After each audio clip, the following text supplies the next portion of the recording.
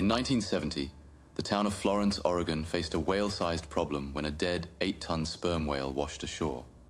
With no idea how to dispose of it, officials came up with a crazy solution: dynamite. They hoped the explosion would send the whale pieces into the sea.